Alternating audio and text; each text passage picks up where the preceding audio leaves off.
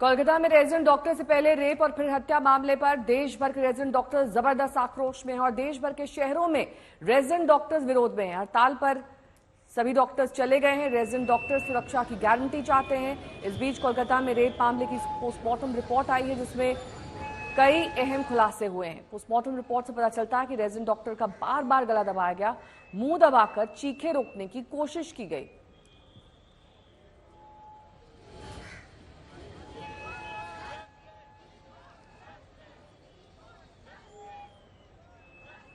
उधर कोलकाता से अहम खबर ये कि पीड़िता के साथ डिनर करने वाले 4 जूनियर डॉक्टरों को कोलकाता पुलिस की एसआईटी ने दोबारा बुलाया है। 7 डॉक्टर्स को कल कोलकाता पुलिस ने तलब किया। उनमें से 3 को कुछ पूछताछ के बाद छोड़ दिया गया, लेकिन उनमें से 4 को फिर से बुलाया गया।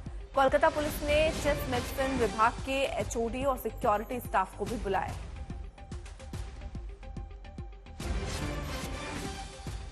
जो नाइट ड्यूटी पर डॉक्टर तैनात थे उन्हें बुलाया गया है। 7 डॉक्टर से लंबी पूछताछ हुई है। जिन डॉक्टर्स के साथ पीड़िता ने डिनर किया था उनसे भी पूछताछ कर रही है। चेस्ट मेडिसिन विभाग के एचओडी को भी बुलाया गया है। तमाम लोग अलग किए गए हैं जिनसे पूछताछ की जा रही है। अस्पताल की सुरक्षा कर्मियों से भी आज पूछताछ की जाएगी और इससे भी अहम कड़ियां जोड़ने की कोशिश होगी। ये एसआईटी की जांच की हम आपको अपडेट दे रहे हैं, किस तरीके से ये जांच अब पूरी की जा रही है।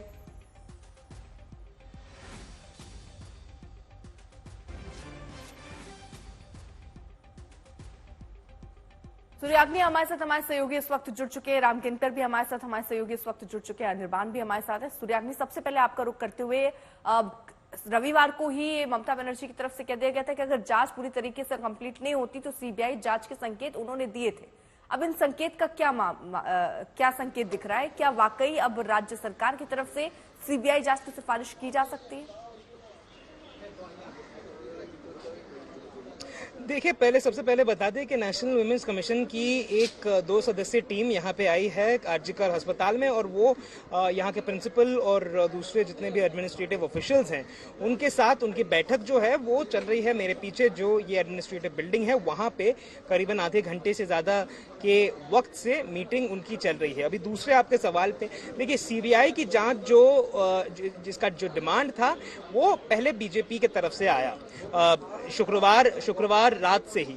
उसी के बाद शनिवार को देखा गया कि ममता बनर्जी ने एक स्टेटमेंट जो जारी की, वहां पे उन्होंने साफ तरीके से कह दिया कि अगर परिवार को और प्रोटेस्टिंग स्टूडेंट्स को किसी और इन्वेस्टिगेटिंग एजेंसी के तरफ से इंक्वायरी चाहिए तो उनको कोई आपत्ति है नहीं। लेकिन इसी बीच एक आदमी की अरेस्ट ऑलरेडी हो चुकी थी, और कल जब यानी कि सोमवार को जब ममता बनर्जी खुद गई पीड़िता के फैमिली के साथ मिलने के लिए, वहां पे मीटिंग के बाद उन्होंने ये साफ तरीके से कह दिया कि रविवार तक, यानी कि आने वाले रविवार तक अगर कोलकाता पुलिस इस केस को क्रैक ना कर पाए तो सीबीआई के हवाले अगर परिवार चाहे तो इस केस को कर सकती है, उनको कोई आपत्ति है नहीं। ये बहुत ही इंपॉर्टेंट एक स्टेटमेंट बन जाता है, ये वाला सिर्फ नहीं बल्कि शनिवार वाला भी। इसका कारण ये है कि पिछले कई सालों से अगर आप ममता बनर्जी और सीबीआई के जो रिलेशंस हैं, यानी कि अगर तृणमूल कांग्रेस लेड गवर्नमेंट का और सीबीआई के जो रिलेशंस है उसको आप माइन्यूटली देखें तो बहुत ही अच्छे थे नहीं। कल भी जब ममता बनर्जी ने ये कहा कि अगर परिवार को चाहिए कि सीबीआई को ये केस सौंप दिया जाए, उनको कोई आपत्ति है नहीं, लेकिन सीबीआई के ट्रैक रिकॉर्ड पे भी उन्होंने बात की कि ऐसे बहुत सारे केसेस हैं, शिंगूर, नंदीग्राम, रविंद्रनाथ टैगोर के नोबेल पुरस्कार की चोरी तक जो सीबीआई अभी तक सुलझा नहीं पाई, उनका भी उन्होंने एग्जाम्पल दिया। लेकिन फिर भी उन्होंने कहा कि उनको कोई आपत्ति है नहीं, अगर परिवार चाहे तो रविवार तक अगर कोलकाता पुलिस इस केस को सॉल्व ना कर पाए तो ये केस सीबीआई के हवाले दिया जा सकता है। अर्पिता। अनिर्बान मेरे सहयोगी भी जुड़े हुए हैं तमाम जानकारी के साथ। अनिर्बान, अब जब आरोपी ने अपना गुनाह मान लिया है कि क्लियर कट रेप और मर्डर का मामला है, एसआईटी भी अपनी जांच कर रही है, तो अब सीबीआई इसमें क्या रोल निभाएगी? सिर्फ आपको राजनीति करनी है, सीबीआई को उसमें घुसाना है? ममता का ये कहना कि एक तय समय तक अगर नहीं जांच पूरी होती है, जांच तो अपनी पूरी होने के कगार पर है। अगर आरोपी अपना जुर्म कबूल रहा है, वो पुलिस के गिरफ्तारी में, उनकी कस्टडी में है, तो केस ऑलमोस्ट क्लोजर पर है। देखिए, कहीं पे अगर एक जन को पकड़ा गया है और एक जन से कार्रवाई चल रही है तो वे एक जन से संतुष्ट नहीं है। जितने भी प्रोटेस्टिंग स्टूडेंट्स हैं, घर वाले हैं और साथ में जो विरोधी दल है, जैसे कि पश्चिम बंगाल में बीजेपी प्रधान विरोधी दल है, तो उनका मानना है कि ये एक जन का काम नहीं है। तो उनके बाद से जितने भी प्रोटेस्टिंग स्टूडेंट्स रहे हैं, जितने भी प्रोटेस्टिंग डॉक्टर्स रहे हैं, सबका फॉरेंसिक रिपोर्ट, पोस्टमार्टम रिपोर्ट, ये सारे रिपोर्ट के बाद एक चीज मानना है कि ये एक जन का काम नहीं है। तो फिर पश्चिम बंगाल कोलकाता पुलिस जैसे काम चला रहे हैं, आज 7 जन को बुलाया गया है, 7 जन से पूछताछ जारी है और साथ में उनमें से 4 इंटर्न्स डॉक्टर है जो कि उनके साथ उस दिन रात को खान पीन की है। और उसके बाद आरजी कौर की जो हॉस्पिटल की जो प्रिंसिपल है उनको भी बदली कर दी गई है। अब ये प्रश्न उठता है कि अगर रविवार तक, जैसे ममता बनर्जी ने कहा कि रविवार तक अगर कुछ हल निकलता नहीं है तो ये सीबीआई को जांच करने की मौका दिया जाएगा। ठीक है, 2 सहयोगी और हमारे साथ हैं, ऐश्वर्या और राम किनकर भी हमारे साथ मौजूद हैं। राम किनकर, आपका रुख करते हुए, क्योंकि जो विरोध प्रदर्शन है वो लगातार तेज होता जा रहा है और वो इसी बात को लेकर है कि इतना बड़ा, इतना जघन्य अपराध केवल एक शख्स नहीं कर सकता। वो भी अस्पताल के अंदर, कोई सुनसान एरिया नहीं था, क्या किसी और की भी मिली भगत थी जिन्हें छिपाने की कोशिश हो रही है? तो पूर्णतः न्याय की मांग कर रहे हैं ये डॉक्टर्स। शायद अर्पिता इसी वजह से जो डॉक्टर्स हैं, खासकर विरोध प्रदर्शन करने वाले डॉक्टर्स, इन्होंने इसको निर्भया 2 का नाम दिया है, क्योंकि इतनी क्रूरतम हत्या और यौन शोषण किया गया, तो जाहिर तौर पर उसे निर्भया से रिलेट कर रहे हैं। लेकिन जैसा अभी बता रहे थे हमारे संवाददाता कि रविवार तक ममता बनर्जी ने कहा है कि पुलिस को अपनी जांच क्लोज करो। यहाँ पर प्रोटेस्टिंग डॉक्टर्स का एक कहना है, इमीडिएट शब्द का इस्तेमाल किया, यानी सीबीआई इंक्वायरी का इंतजार रविवार तक क्यों, तुरंत उसमें इंक्वायरी की बात क्यों नहीं की जाती। और सीबीआई इंक्वायरी महज एक मांगों में से एक मांग है, पूरी मांगे नहीं है। और सामूहिक मांगों में से एक मांग ये है कि ऐसे अस्पताल में फीमेल डॉक्टर्स खासकर जहां पर है वहां पर सुरक्षा चाक चौबंद की जाए और इसका एक बाकायदा प्रपोजल लाया जाए। तो जाहिर तौर पर ये प्रोटेस्टिंग जो डॉक्टर्स हैं वो मानने के मूड में नहीं है और यही वजह है कि उन्होंने ये कहा है कि ये प्रोटेस्ट लगातार चलता रहेगा तब तक जब तक सभी मांगे पूरी नहीं हो जाती। सीबीआई इंक्वायरी तो महज एक मांग है, तमाम मांगों में से एक मांग। जी ठीक है, बने रहिए हमारे साथ। इस बीच राजनीति लगातार इस मामले को लेकर हो रही है, किस तरह की प्रतिक्रियाएं आ रही हैं बीजेपी की ओर से और वहां पर ममता सरकार के जो मंत्री हैं, सुनिए।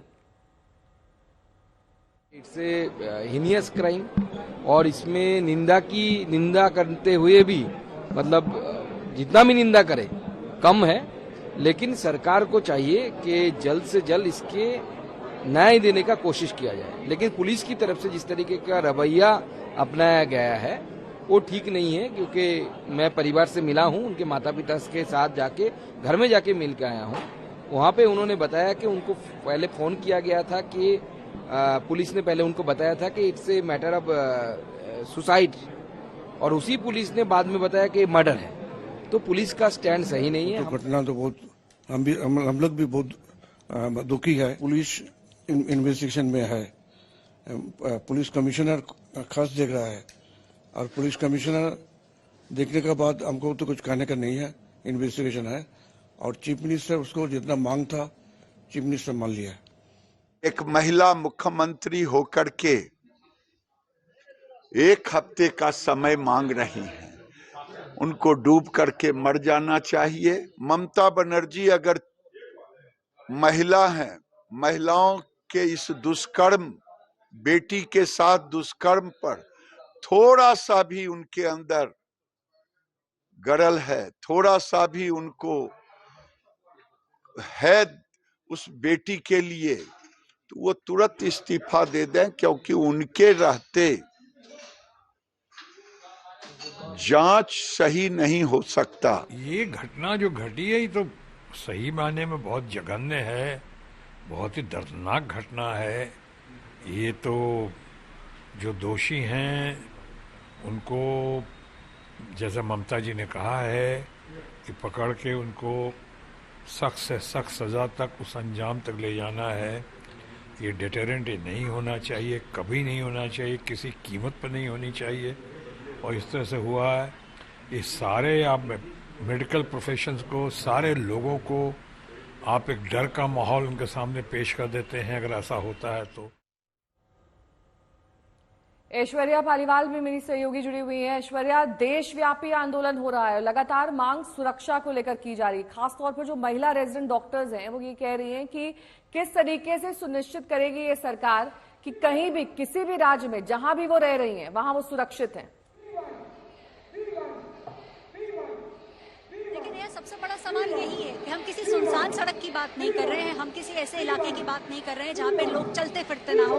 हम एक चलते फिरते अस्पताल की बात कर रहे हैं। और अगर एक डॉक्टर जिसका काम है अस्पताल में रहने का, अगर वो सुरक्षित नहीं है अस्पताल में, तो आखिर महिलाएं सुरक्षित कहाँ हैं? बड़ा सवाल यही है। और यही कारण है कि यहाँ पे दिल्ली में RML हॉस्पिटल में आपको नजर आएगा कि सबसे आगे की पंक्ति में जो बैठी हैं वो सबसे ज्यादा महिलाएं हैं। बड़ा सवाल जो वो पूछ रही हैं अपने पोस्टर्स के तहत वो ये, अस्पताल में हुआ है रेप, महिलाएं फिर कहाँ है सेफ? तो ये बड़ा सवाल पूछा जा रहा है। और ये इसीलिए पूछा जा रहा है क्योंकि अगर आप अस्पताल में सेफ नहीं हो तो आखिरकार महिलाएं जाएं तो जाएं। और उनका ये कहना है कि पॉलिटिक्स बंद करिए इसके ऊपर। निर्भया 2 का नाम दिया गया है इसको, नेहा, क्योंकि जिस तरीके का भयावह इंसिडेंट सामने आया है उससे सवालिया निशान हर किसी के ऊपर खड़े हैं। और अगर हम मेडिकल कॉलेजेस की बात करें तो लड़कियां दूर दूर से आती हैं वहां पे पढ़ने। तो कहीं ना कहीं डर का माहौल सिर्फ बंगाल में ही नहीं बल्कि पूरे देश के अंदर इस तरीके की प्रोटेस्ट से सामने आ रहा है। नेहा,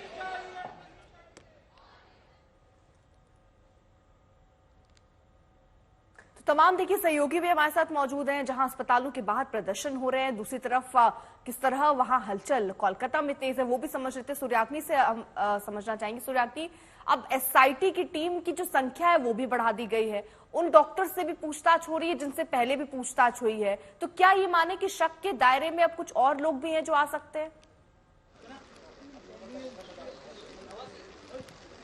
देखिए, शक के दायरे में बहुत सारे लोग होते हैं। ऐसा जब एक इंसिडेंट होता है जहां पे किसी लेडी को पहले रेप फिर मर्डर, और मर्डर भी कैसा, जैसे पोस्टमार्टम रिपोर्ट कल हमने बताया कि थ्रॉटल और स्मोदर करके, यानी कि उसका गला दबा के मार दिया गया। तो ये बहुत ही एक घिनौना अपराध है। और इसमें कोई भी इन्वेस्टिगेटिंग एजेंसी जो होती है, वो स्टेट की हो या फिर सेंट्रल की हो, वो कोई भी एंगल छोड़ना नहीं चाहती। वो हर एक उस इंसान से जो उस दिन या फिर उसके 12 घंटे में उस लड़की से मिला था या फिर उस एरिया में था, उन हर ऐसे लोगों के साथ वो मिलते हैं, बातचीत करते हैं। एक बार नहीं, बारंबार ऐसे जो संबंध जो होते हैं वो दिए जाते हैं। क्रॉस चेक किया जाता है कि क्या जो आदमी पहले जिसको बुलाया गया वो जो कह रहा है बहुत उसके शुक्रिया बाद आप अगले सभी दिन का उसको तमाम जानकारी के लिए।